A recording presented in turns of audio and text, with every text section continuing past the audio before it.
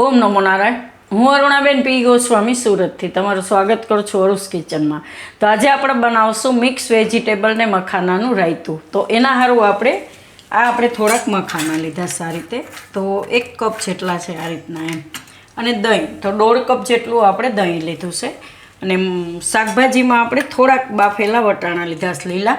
અને 1 કાકડી અને આ રીતે આપણે છાલ કાઢીને કટકા કરી લીધા છે. અને થોડુંક ગાજર એને આપણે આ રીતે સુધારી લીધું. અને લીલી ડુંગળી તો 2 લીલી ડુંગળી આ રીતે આપણે સુધારી લીધી. થોડાક લીલા ધાણા લીધા અને થોડાક આપણે લીધા છે પુદીનાના પાન. અને થોડુંક આપણે લીલું મરચું આ રીતે સુધારીને લીધું. તીખું ને મોરું મિક્સ એમ.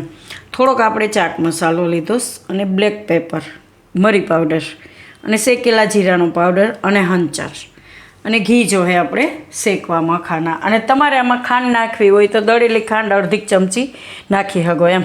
તો આપણે નાખશું થોડીક. અને બસ આટલી વસ્તુ આપણે જરૂર પડશે. તો પહેલાં આપણે આ મખાનાને ઘીમાં શેકવાના છે. તો આ એક આપણે કઢાઈ લીધી છે. ગેસ ચાલુ કરશું. એમાં આપણે નાખીશું થોડું ઘી આ રીતે.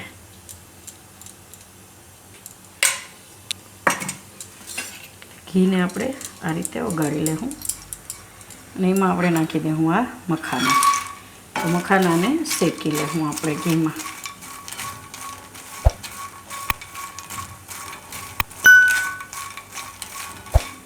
તો થોડાક કડક થઈ જાય એવા એને શેકી લેવું આપણે.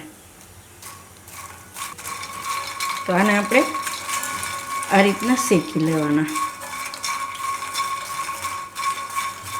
તો આ રીતે કડક થઈ જાય. તો ગેસ બંધ કરી દે હું. એને આપણે કાઢી લેવું.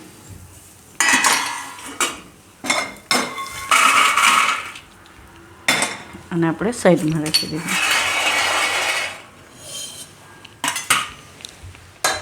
અને હવે આપણે આમાં લઈ લેવું દહીં.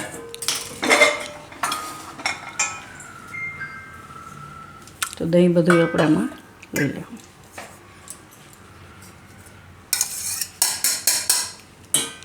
દહીંમાં બધાય મસાલા મિક્સ કરશું. તો શેકેલા જીરાનો પાવડર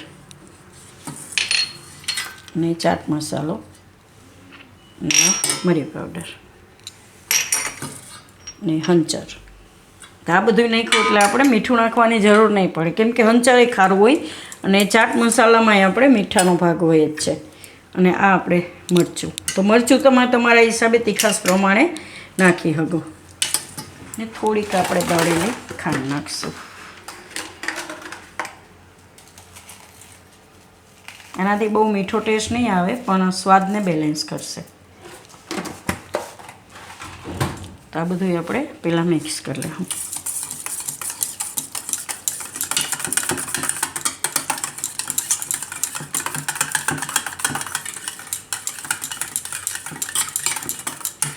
અત્યારે ઉનાળો છે તો તમે ઠંડા રાયતા બનાવીને આ રીતે ખાઈ શકો. તમે સવારમાં બનાવીને રાખી દો તો બપોરે જમવાનો ટાઈમ થાય તો એકદમ સરસ ઠંડુ થઈ જાય ફ્રીજમાં એમ. હવે આમાં આપણે બીજા મસાલા નાખી દઉં. તો આ ગાજર નાખી દઉં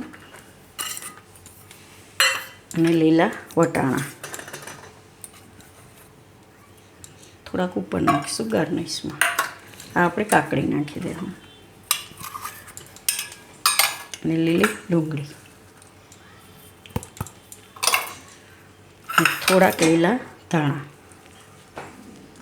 તો આ બધું આપણે હવે મિક્સ કરી લેવું. આમાં આપણે આ પુદીનાના પાન નાખી દેવું.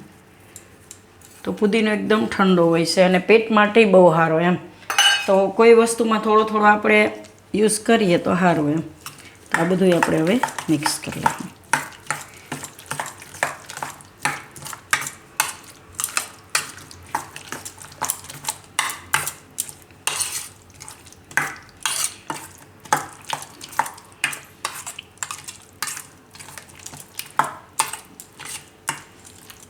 આમાં આપણે મખાના મિક્સ કરી લેવું. થોડાક ઉપરથી નાખીશું. આમાં નાખી દેવું અને મિક્સ કરી લેવું.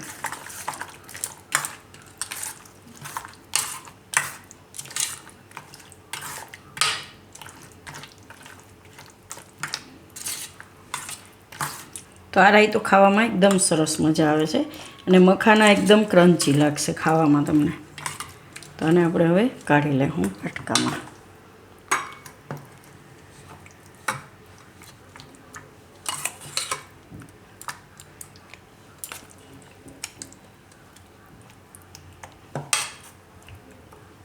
તો આને આપણે આમાં કાઢી લીધું છે. તો ઉપરથી આપણે આ પુદીનો નાખશું ગાર્નિશ માટે અને થોડાક મખાના.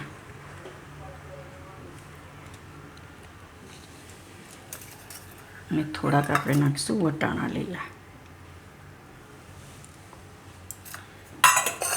તો તૈયાર છે આપણું મિક્સ વેજીટેબલ ને મખાનાનું રાયતું. તો જો તમને મારી આ રેસીપી પસંદ આવી હોય તો એને લાઇક કરજો, શેર કરજો અને મારી ચેનલને સબસ્ક્રાઈબ કરજો અને બેલ આઇકન દબાવવાનું ના ભૂલતા.